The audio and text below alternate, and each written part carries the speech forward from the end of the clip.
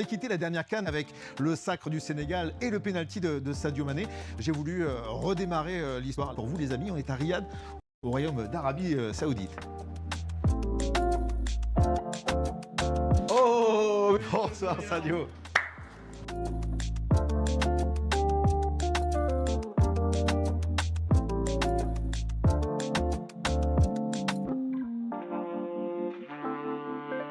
Salut Sadio, merci de nous recevoir chez toi à Riyad, au royaume d'Arabie Saoudite.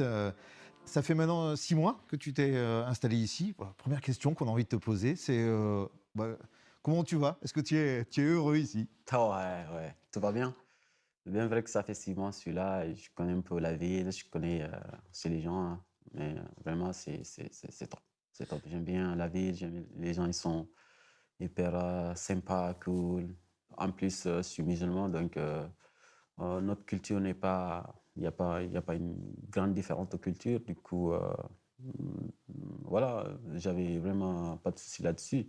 Et puis, c'était exactement ou voir un peu meilleur de ce que j'avais, l'idée que j'avais en tête de ce pays. Quand tu es arrivé ici dans cette équipe d'Al Nasser, c'est qui justement les premiers qui ont été à t'accueillir? Ça a été qui les premiers joueurs avec qui tu t'es rapproché? Je pense que je me rappelle le premier jour où je suis arrivé, c'était la nuit. Après, le lendemain, j'étais encore dans ma chambre. Il y avait des gens il y avait, je sais pas, 2 ou 3 personnes qui étaient venues dans ma salle. Il y a Cristiano qui est en bas, il veut te voir. Après, j'ai dit, OK, d'accord, je vais prendre ma douche, j'arrive. Après, il y a mon agent aussi qui m'a appelé. Il y a Sadio, je suis en bas, il y a Chris Ah, donc, il était vraiment impatient de me voir et surtout discuter. Et voilà. Après, je suis venu au petit déjeuner. On a discuté pendant 1 heure.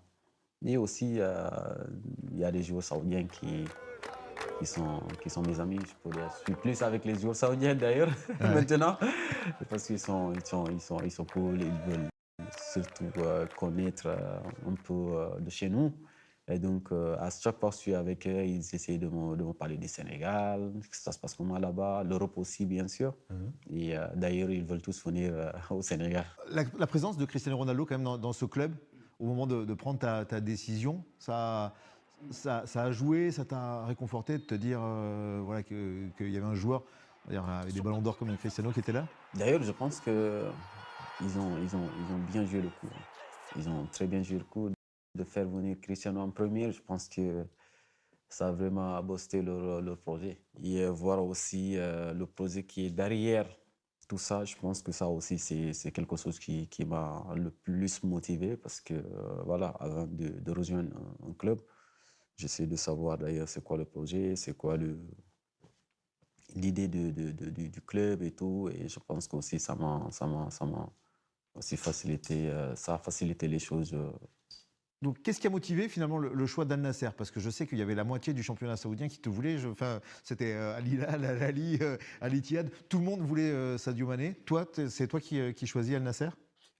Ouais, je pense que Al Nassr, ils étaient les premiers parce que je pense qu'ils sont venus voir un mois avant les autres. Après, j'étais déjà en contact au moment où il y a Al Hilal qui était venu, parce qu'avec Koulibaly qui n'arrêtait pas de m'appeler tous les jours. Et d'ailleurs, de l'autre côté aussi, Edouard qui m'appelait tous les jours. Ils Mhm. veulent tous que je vienne dans leur club respectif. Quand j'étais en Allemagne, avec mon agent, ils étaient venus un peu plus tôt. Ils m'appelaient parce que j'avais un peu des soucis en Allemagne, donc eux, ils étaient là. Après, en Europe, il y avait d'autres clubs aussi qui étaient déjà en contact avec mon agent, mais on a jugé nécessaire de venir ici. Et je pense que je suis content d'être là. Il attend le relais de Brozovic, elle est magnifique, cette ouverture pour Ronaldo. Mané en une touche de balle, Sadio Mané. Ça fait déjà 3-0. Et là, doublette rêvée. Ronaldo Mané fait encore des merveilles. Est-ce que tu as l'impression d'avoir changé ton jeu depuis que tu es ici? Hmm, non, pas forcément. Pas forcément, parce que je pense que peut-être je suis plus passeur que buteur, peut-être un peu plus, mais sinon je pense que j'ai pas changé. Je prends du plaisir, je dribble s'il faut, je donne la passe s'il le faut, donc pas forcément. Ouais, justement, ces passes décisives, c'est un nouveau rôle. C'est vrai que quand il y a finalement un Cristiano Ronaldo, voilà, un joueur de ton talent, c'est facile de, c'est Ouais, facile je pense de que trouver. ça vaut tout d'avoir un Cristiano dans son équipe parce que c'est un mec qui a soif de but. Et donc, si moi qui aussi un joueur d'équipe avant tout, je pense que de lui donner la balle, ça me fait plaisir parce que je sais qu'il va marquer des buts et que l'équipe va gagner. Donc, je pense que ça, c'est excellent. Mais toi, enfin, fondamentalement, au fond de toi, le petit Sadio Mané de Bambali, tu préfères marquer ou tu préfères donner le ballon, faire Non, marquer? bon, comme je l'ai dit, comme je suis un joueur d'équipe, vous savez, en tant qu'attaquant, tu aimerais marquer ou donner des passes décisives. Après, même si tu marques, tu donnes des passes décisives, je pense que ça revient à la même. Donc, voilà, à la base, moi, c'est comme ça que je vois les choses. Après, j'aimerais marquer 1, 2, 3, 4, voire plus, il n'y a pas de problème. Hein. Otavio, le nouveau centre vers Sadio Mané. Al Nasser repasse devant grâce au Sénégalais Sadio Mané. La bonne déviation de Cristiano Ronaldo pour Sadio. C'est quoi le niveau du championnat saoudien? Ouais, j'ai entendu pas mal de fois par rapport au niveau du championnat. Vous savez, je pense qu'il faut bien voir. Moi, qui ai joué l'Angleterre, l'Allemagne, voire la France, je ne trouve pas de grande différence, pour dire vrai. Après, le championnat anglais, c'est le meilleur championnat au monde. Parce que, vous savez, il y a de très bonnes équipes ici, comme je l'ai dit tout à l'heure, des équipes compétitives et aussi il y a des matchs vraiment, après un match de football, tu te sens épuisé, donc tu ne peux pas dire qu'il n'y a pas de niveau. Je pense que le niveau, il est là. Et, d'ailleurs, moi, j'étais très impressionné. Ça nous amène donc à parler de l'équipe nationale, parce que justement, l'inquiétude des Sénégalais, c'était de voir leur colonne vertébrale évoluer en Arabie Saoudite. Donc, ils avaient, alors que la CAN approche, peut-être une inquiétude sur ça. Donc, finalement, de jouer dans le championnat saoudien, c'est pas finalement un point faible, c'est pas une lacune. Au contraire, vous êtes compétitif. Non, je pense que dans tout ça, il faut d'abord juger après les résultats. Vous savez, maintenant, tout le monde, bien sûr, tout le monde va parler parce qu'on a évolué peut-être l'un des meilleurs championnats au monde. Et aujourd'hui, on se trouve en Arabie Saoudite, comme les gens le disent. Mais moi, je ne trouve pas d'inconvénient. Et après, comme je l'ai dit, le résultat nous dira. Oui, on va justement avoir ce juge de paix qui sera la CAN. Forcément, vous êtes champion en titre, donc il ne peut pas y avoir d'autre ambition que de la regagner. Enfin, il n'y a pas d'autre objectif. Oui, ça c'est évident, surtout quand tu gagnes la CAN déjà. Pour dire, on a été finaliste en 2019 et 2022 on a gagné la CAN. Maintenant, vous savez comment les attentes seront, surtout au pays. Nous, on est conscients de ça, on ne va pas se mettre la pression. On sait qu'on connaît déjà la CAN, on ne va pas se mettre la pression maintenant. L'objectif, ça va être d'abord de passer les premiers tours.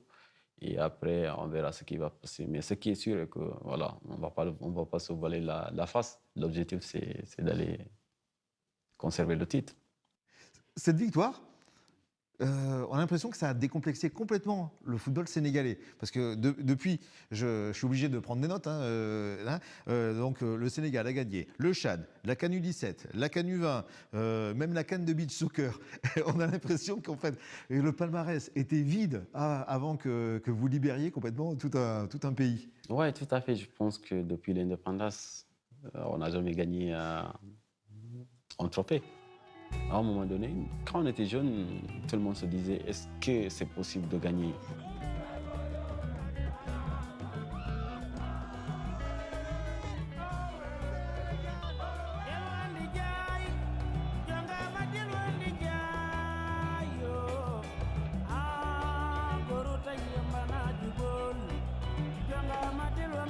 Ça nous a vraiment libérés. Je pense que ça libère aussi, pas que le peuple, les fans, je pense aussi à tous les autres catégories. La CAN, c'était donc forcément il y a 2 ans, on revient sur les Lions.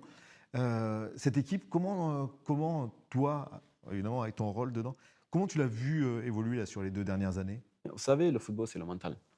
Après, ça vient physique, technique, tout, moi je trouve. S'il y avait ce complexe qui a été vraiment, qui n'est plus là, et je pense que l'équipe a évolué d'une façon incroyable. Ton rôle à toi, dans le vestiaire, par rapport aux autres joueurs, il a évolué également? Oui, je pense que moi, aujourd'hui, je suis, moi, que ce soit Koulibaly, et tout, on est tous des joueurs expérimentés. Surtout, on connaît, on connaît cette équipe nationale depuis plus de 10 ans. Et aussi, on connaît les CAN, bien sûr, parce qu'on a joué chacun 3, voire 4, et ça va être notre 5e CAN. Donc, on essaie de pousser vers le haut. On essaie de pousser l'équipe vers le haut, c'est-à-dire sur tous les plans, que ce soit mental, que ce soit physique, que ce soit sur tous les plans. Et en plus, on a beaucoup de jeunes aujourd'hui. On essaie d'être un modèle pour eux.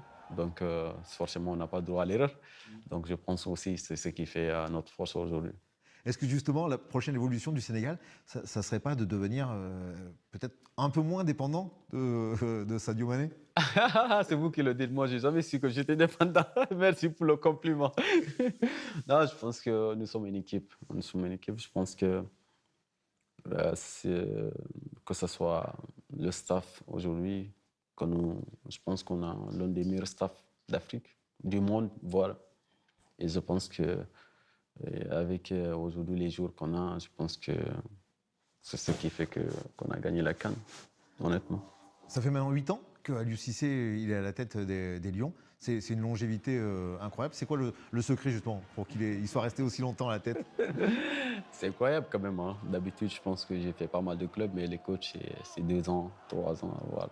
Waouh, incroyable. Mais je pense que ça veut dire qu'il est en train de faire un excellent boulot. Il faut le reconnaître parce que je pense que depuis qu'il a été là, il ne fait que progresser de jour en jour. Vous savez, on a été en quart de finale 2017, 2019 en finale et 2022, finaliste 2019, gagné. Je pense qu'il n'arrête pas d'évoluer, il faut le reconnaître. Je pense que ce qui fait qu'aujourd'hui, il est toujours là. Et aussi, c'est un très bon entraîneur. Ils ont un excellent staff, et ce qui est vraiment sympa pour nous. Il essaie d'intégrer justement du sang frais. Tu en parlais, hein, des jeunes qui vous rejoignent. Par votre rôle d'ancien, que ce soit toi, Kalidou, Aliou Cissé, il vous consulte sur ça, sur savoir quels sont les jeunes à intégrer ou pas, à ramener dans la tanière? Non, je pense qu'il a un staff. Ils se consultent entre eux. Ils essaient de voir les meilleurs jeunes, les jeunes qui peuvent nous faire avancer, bien sûr. Et donc, voilà, je pense qu'ils le font bien parce que les jeunes que nous avons aujourd'hui, ils sont vraiment très, très, très bons. Et c'est des jeunes qui vont nous aider beaucoup, surtout la prochaine CAN. Là, justement, on va faire un focus là-dessus parce que lors des derniers CAF Awards, on a vu Lamine Camara, qui a été la révélation de la saison dernière. Donc lui, il a 19 ans. Il y a beaucoup de gens qui l'annoncent comme ton successeur parce qu'on voit plein de choses un petit peu pareilles. Génération Foot, le Football Club de Metz, tout ça, c'était ton parcours. Comment tu le vois, toi, ce gamin qui arrive? Lamine, wow, quel joueur. Je pense qu'aujourd'hui, on a la chance d'avoir des jeunes comme Lamine, comme Pape Matar, comme Bamba Dieng, aujourd'hui qui n'est pas là et qui va nous rejoindre bientôt. C'est des jeunes vraiment qui ont de l'avenir et qui peuvent nous apporter beaucoup de choses. Et je pense que c'est des jeunes qui ont besoin juste un peu d'encadrement pour écrire l'une des plus belles pages de l'histoire du football sénégalais. Ça, aucun doute. Et je pense que de notre expérience, de notre vécu, on va les aider, c'est sûr. On va les aider de bien s'intégrer et surtout de nous faire rêver, Inch'Allah, bientôt. On passe aux choses sérieuses. La CAN va démarrer là, dans quelques instants. Justement, ça va démarrer très fort pour ton équipe, pour le Sénégal. Vous avez un choc contre le Cameroun. Vous avez 2 derbys contre la Guinée et la Gambie. C'est une phase de poule qui va être quand même absolument incroyable. C'est 3 matchs extraordinaires. Hein. Ouais, comme tu l'as dit, je pense que Gambie, ça va être un derby. Et Guinée aussi, ça va être un derby. Et Cameroun, vous savez, Cameroun-Sénégal, c'est je chamaille tout le temps et on ne peut pas présenter Cameroun. C'est l'une des meilleures équipes de tout le Ouais, vous avez battu il y a quelques mois Ouais, mais bon, ça, Stoke a mis le penalty. Ça, c'était un match amical. Ça va être différent on est conscient, on sait très bien que ça va être différent de la CAN. Mais on est conscient de ça, mais Inch'Allah, on va être prêt. Je pense que c'est un groupe, comme vous l'avez dit, c'est un groupe vraiment dur. C'est pas facile. Hein. C'est ce match contre le Cameroun que tu redoutes le plus ou justement ça va être peut-être le premier match, je ne sais pas, de la façon dont vous allez rentrer dans la compétition? Vous savez, la CAN est pleine de surprises. Il faut être prêt dès le début. Sinon, on peut dire ciao au premier tour. Hein, attention. Bon, allez, j'ai amené ma machine à remonter le temps. On remonte 2 ans en arrière. On va se replonger effectivement ce 6 février au stade d'Olimbé. Le jeu est simple. S'il marque, le Sénégal est champion d'Afrique. Habib Beye ne doit pas tenir en place. Il le voit, il le regarde et il prie sans doute, comme tous les Sénégalais qui regardent ce ballon, au bout des pieds de Sadio Mané, malheureux tout à l'heure dans l'exercice. Sadio Mané, la course d'élan de Sadio Mané. Sadio Mané, il l'a fait, Sadio Mané. Le Sénégal est champion d'Afrique pour la première fois de son histoire. L'étoile sur le maillot du Sénégal qui fait tomber l'Égypte dans une séance de tir au but qui n'avait plus jamais perdu. Le bonheur pour Sadio Mané, le bonheur réel. C'est les héros, je disais que c'est le guide. J'ai trouvé ça... Qu'est-ce que ça te fait de revoir ces... D'ailleurs, je pense que tu l'as bien commenté. Hein. Les gens ont aimé plus ton commentaire que le but. Ouais, j'étais un peu poussé. C'est bien lâché là. Ouh, c'était exceptionnel. Mais toi, quand tu revois ces images-là, l'émotion, elle revient, ça fait encore... Ouais, comme je l'ai dit, je pense que personnellement, j'ai gagné la Ligue des Champions, j'ai gagné pas mal de trophées, mais dans ma vie, jamais je suis revenu en arrière pour regarder les moments. Hein. Mais ce n'est pas le cas de la CAN. Le cas de la CAN, des fois, quand je suis sur mon lit, des fois, il faut que je revienne. Parce que c'est un moment qui, pour moi, le meilleur moment de l'histoire du football. Ça restera aggravé à jamais dans ma tête. Et justement, moi j'avais, pour terminer cet entretien, juste quelques questions qui me travaillent moi depuis ce temps-là. Il t'avait arrêté, Mohamed Abou Gabaski, le penalty en début de match. T'as pas de doute quand pendant la séance, tu te mets en 5e tireur? Qu'est-ce qui se passe dans ta tête le fait qu'il l'ait arrêté quand même, est-ce qu'il avait pris l'ascendant psychologique? Non, en fait, je pense que cette CAN était juste pour le Sénégal. D'ailleurs, c'est ce que j'ai pensé bien avant. Parce que quand j'avais pris le premier ballon, il y avait Mohamed Salah qui était allé le voir. Parce qu'on s'entraîne tous les jours à l'entraînement. Surtout, il est allé voir le gardien, mais j'étais 100% sûr qu'il n'a rien dit, le gardien. Donc, il jouait psychologiquement. Et du coup, je suis allé là-bas. J'ai dit, non, je vais te faciliter la charge. J'ai dit au gardien, je vais tirer par là. D'accord. Ah ouais. Après, mais c'était comme ça, notre discussion entre nous, toi. J'ai dit, je tire par là. Salah m'a regardé, il était surpris. Le gardien m'a regardé, il était surpris. Et j'ai loupé le coup.